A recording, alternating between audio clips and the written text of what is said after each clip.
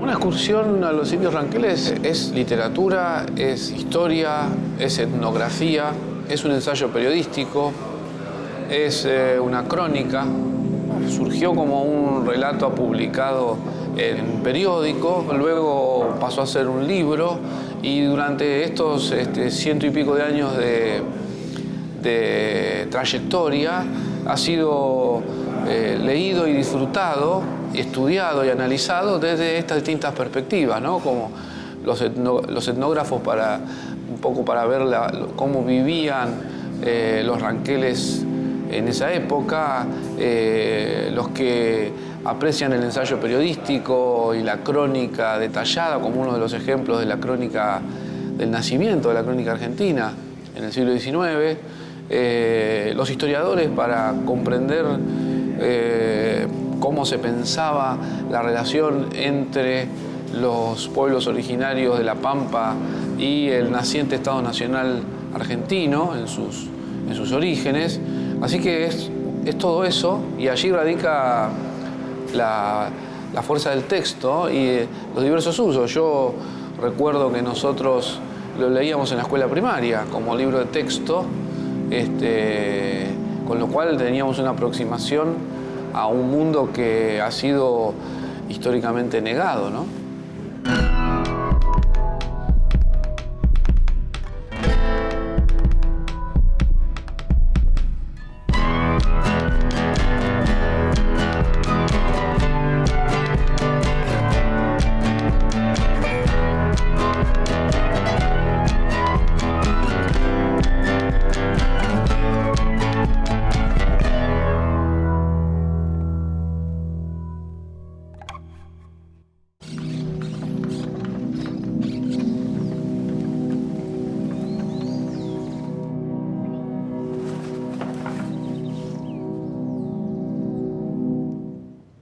Santiago, todo ha cambiado desde que te fuiste.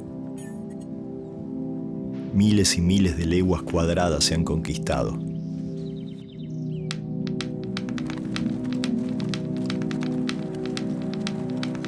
Pero hay que estar atentos.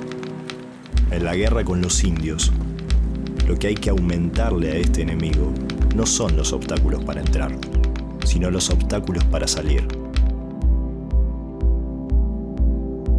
A esto le llaman políticas de frontera. Una vez terminado el conflicto con lo que fue la guerra con el Paraguay, ahora el Estado se aboca de lleno a terminar con lo que ellos llamaban las fronteras interiores. Y eso implicaba ahora avanzar de lleno hacia esta Pampa, digamos, hasta la región pampeana y sobre todo Patagonia. Pero sobre todo la región pampeana, que era lo que más a mano les quedaba a los estancieros de Buenos Aires, ¿sí? Para poder ampliar sus áreas ahora de cultivo, de ganadería e insertarse en ese contexto mundial, ¿no? Como productor básicamente de materias primas. Entonces Mansilla llega en 1868 para avanzar esa línea. La élite terrateniente veía como absoluta necesidad ocupar tierras que debían ser incorporadas a la producción agroganadera, sobre todo a partir del buque frigorífico, y a partir de las mejoras en los modos del sembradío, tierras que antes eran relativamente improductivas en esos términos, pasan a ser valiosas. La perspectiva de la élite terrateniente es que ese territorio está vacío, que está desperdiciado.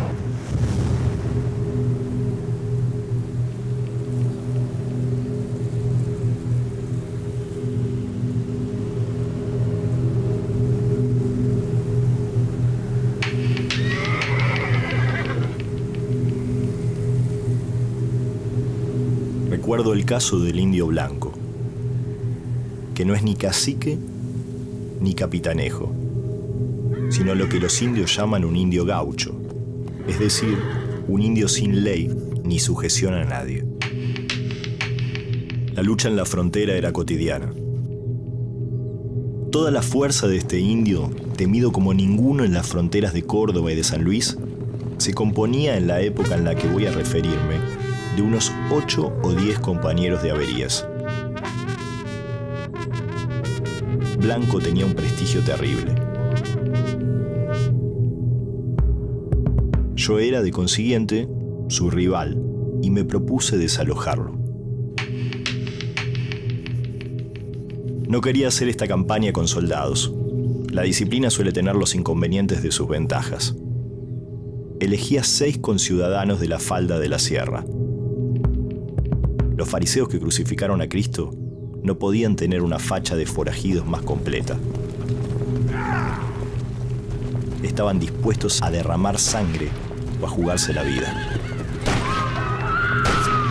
Es triste decirlo, pero kilómetros y kilómetros de frontera se han ganado para la civilización por acción de verdaderos bárbaros. Llegaron a robarme a mí y no debí sorprenderme. ¿Qué motivaba a estos animales?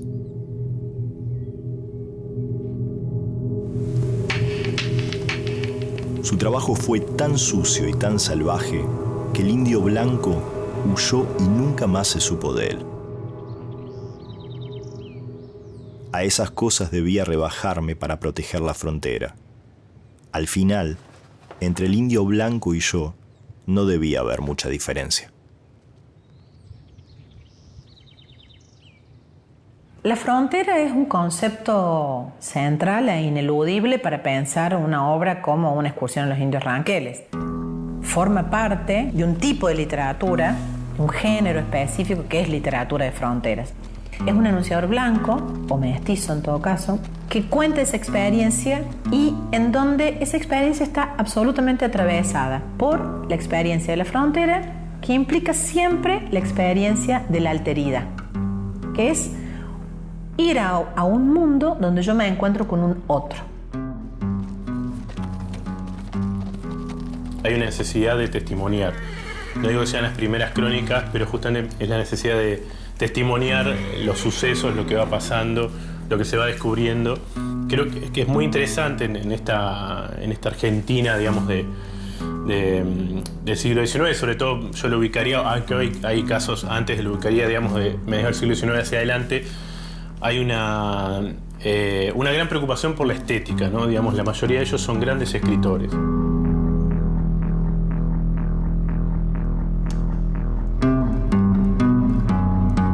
Mansilla era un fronterizo de los géneros, un fronterizo de la lengua. Pasó la historia como un literato heterodoxo, pero tenía más de militar rebelde de los ejércitos impulsivos e incipientes del siglo XIX. Mansilla, diríamos hoy, rompe el cerco mediático, ¿no? Mansilla rompe el cerco porque no había un registro humano sobre los pueblos originarios. Él era el enemigo, ¿no? Era la barbarie, el desorden, la muerte, el robo, la rapiña. Todo eso Mansilla lo relata de otro modo. En nuestra educación formal, los pueblos originarios están ausentes. La Argentina es un espacio vacío que se va llenando con inmigrantes. Y Mansilla es la mejor muestra, ¿no? Su relato es la mejor muestra de cuán rico, diverso y profundo era ese mundo originario en esa época. Rosas pidió otra reunión en su enramada. Yo quería llegar hasta las tierras de Baigorrita y andábamos necesitando la paz. Si vamos a estar en paz, ¿por qué tenemos que irnos tan lejos? Cacique, para garantizar la seguridad de la frontera y el buen resultado del tratado necesitamos que por lo menos haya 15 leguas de desierto entre punto y punto de la línea. La tierra es nuestra.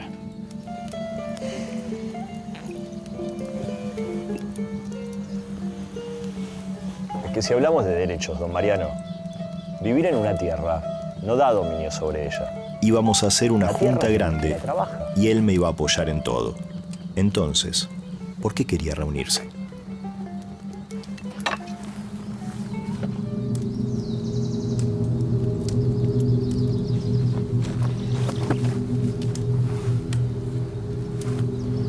Mire. Ustedes quieren hacer el tren. ¡Nos quieren echar! Le voy a ser sincero. Mansilla no omite que existió esa escena, no omite que en esa escena los archivos de la civilización están del lado de los indios y no de su lado.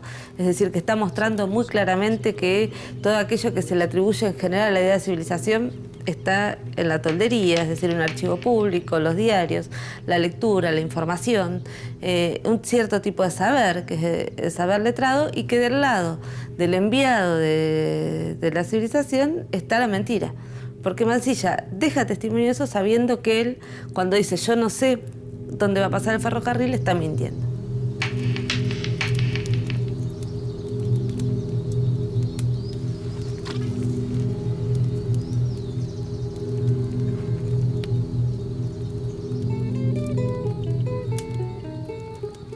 Finalmente Rosas me dio la mano. Me sentí muy aliviado, pero las certezas sobre la gran junta se habían transformado en dudas. Rosas era un indio astuto, y si su objetivo era incomodarme para obtener más yeguas, había dado un gran paso.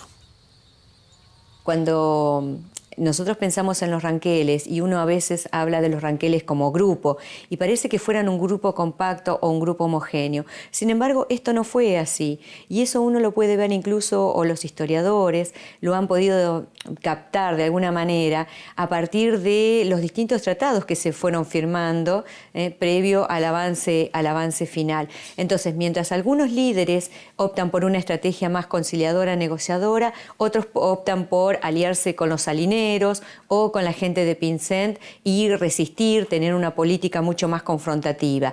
Y de hecho el mismo Mansilla cuando viene, más allá de que él se quiere entrevistar con Mariano Rosas básicamente, pero Mariano Rosas le dice, bueno, pero también tenés que ir a ver a Baigorrita, tenés que ir a ver a Cabral, es decir, también lo manda a ver a otros líderes dentro del grupo.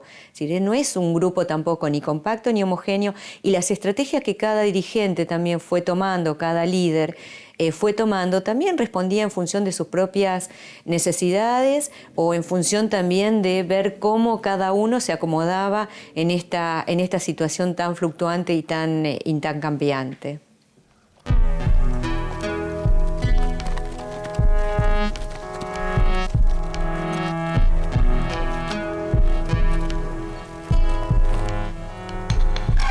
Finalmente, con la autorización de Rosas, salí para las tierras de Baigorrita, un cacique con el que debía estar en buenos términos si quería firmar el tratado.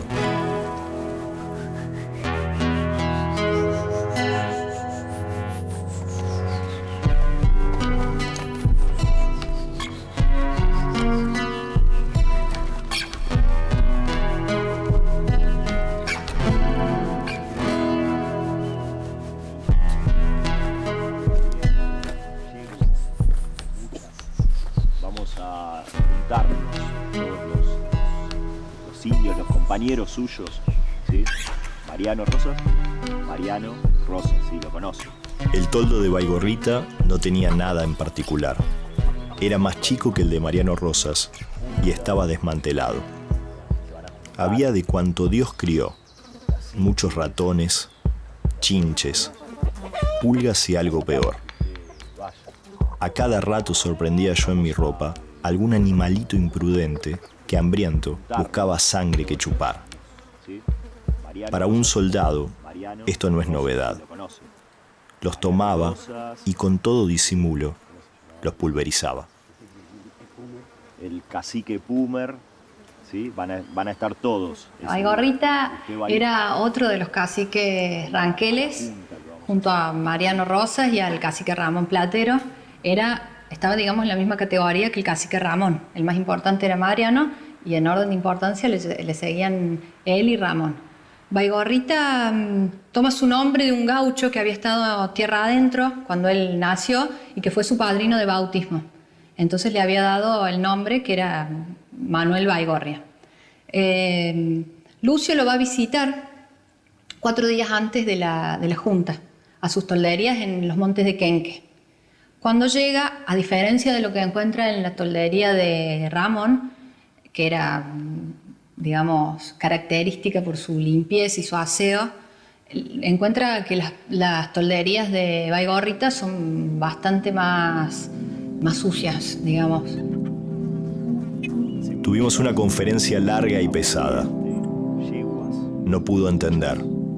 Sus oídos no habían jamás escuchado un lenguaje tan culto como el mío. Y aun cuando me esforzaba siempre en expresarme con toda sencillez, Baigorrita no entendía jota.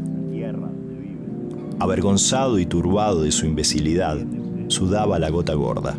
Su cara y su pelo transpiraban como si estuviera en un baño ruso, despidiendo un olor grasiento peculiar que volteaba. Cuando su confusión llegó hasta el punto de sellarle los labios, cayó en una especie de furor concentrado. ¿Qué le parece? Basta, yo no sirvo.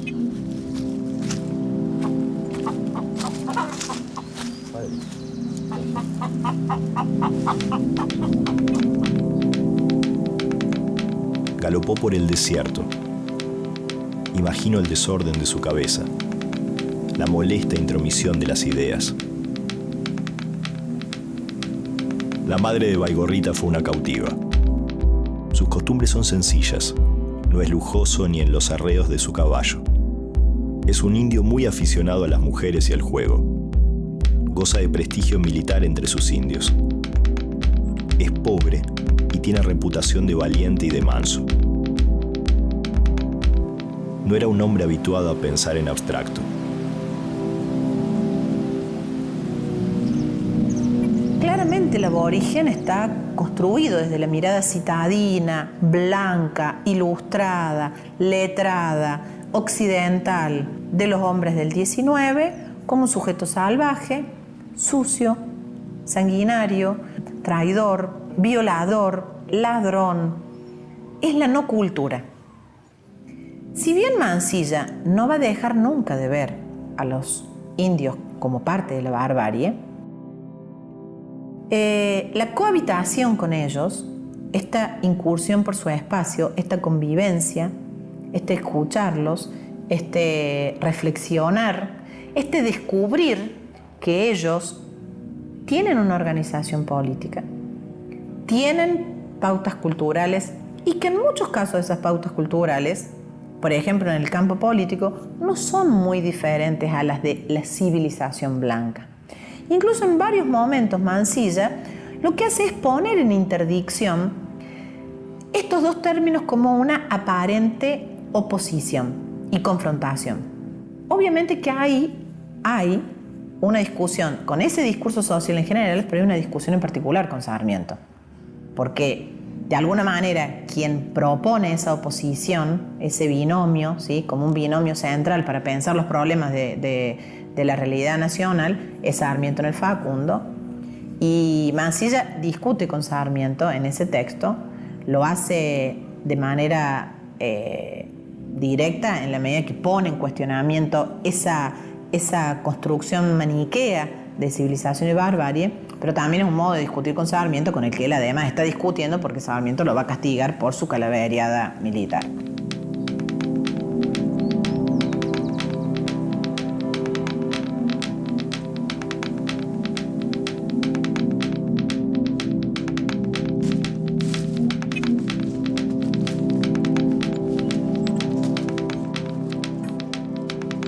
Cuando volvió, me ofreció ser su compadre, lo que me dio a entender que aceptaba mi trato.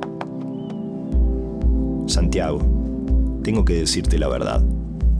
En ese preciso abrazo ganamos miles de metros de frontera.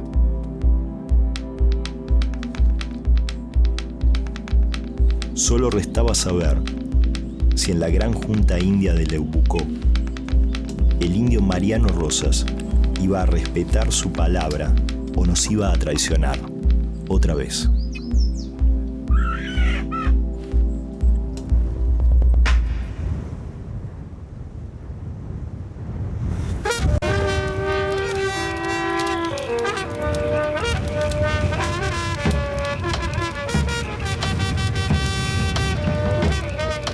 Suerte en el casino, nunca estoy tranquila. Hay gente organizada, tropa lumpenquila. Perdona la iglesia, el gusano del tequila. Me encuentro con un lobo cada vez que hay esquila. Lo ves, esto es Araé, B-boyer de la calle dando killer al ballet. Bájalo de internet, que muera la compañía y que viva la planta de coca y el fernet. Esa gente ama el dinero, Perú apunta a la tierra, el corazón del cocalero. Un graffiti guerrillero, el DJ dispara scratch en la nación del montonero. Cuesta mucho todo a la rapera y al rapero, oh yeah. Sabio es el que cambia de idea y acepta la visión del contrincante en la pelea. Le gusta que la mire, no quiere que la vea. No necesita nada y no agita de pinta con brea. Te gusta si marea, creíste que moría, pero sigue vigente siempre quien más callejea. Suelo equivocarme y cambiar de opinión. Voy de bondi en bondi y no creo en el avión. Cultura es la del tren, que no importe con quién. Viviendo en soledad siempre con gente alrededor. Así crecí, con mi estilo crazy, hasta que me muera desde que nací. Anoche soñé con casas y flores. En esta vida lo peor es que me ignores y llores. En cada luna llena pido que no haya dolores. Anoche soñé con tu hermana. Hay amor en el ambiente, pero tu piel es demasiado y yo soy muy transparente. Ramiro J en el beat, como siempre me gusta cuando se espera algo. Una guerra en Medio Oriente, la gente está presente y cansada, militarizada, dando batalla con el cuerpo aquel eterno presidente. Impaciente, el cambio mundial es urgente, el conflicto climático está dentro de tu mente inconsciente. Yo fui la reina del reviente, pero ya somos grandes y pasamos simple de repente. Hicieron la campaña en el desierto, mapuches, ranqueles, tehuelches, hay 14.000 muertos. Ancestrales el acierto, las almas y el espíritu en el aire no se ven pero son ciertos. No era así, lo que tenía que venir. No era así, lo que tenía que venir. Sangre de colonia, Pampa, Cuyo, Patagonia. Se habla de raza, ¿qué raza? La raza que quedó, la raza a la que se le metieron por la sangre, la raza que mataron. Algunos los trajeron, a otros los llevaron. La historia del colono es la verdad que se inventaron. ¿Qué pueblos resistieron? ¿Qué suelos invadieron? Cambiaron el destino el año en que desembarcaron. Suena bien en el vientre de la cueva. Vamos al infierno, infierno.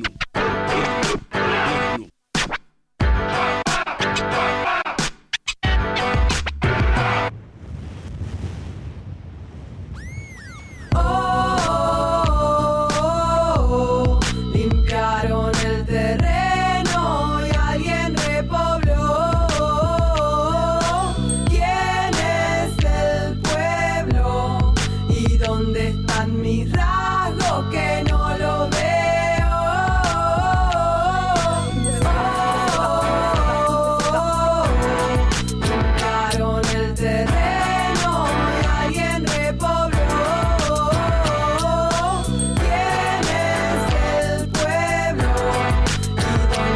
están mis rasgos que no lo veo.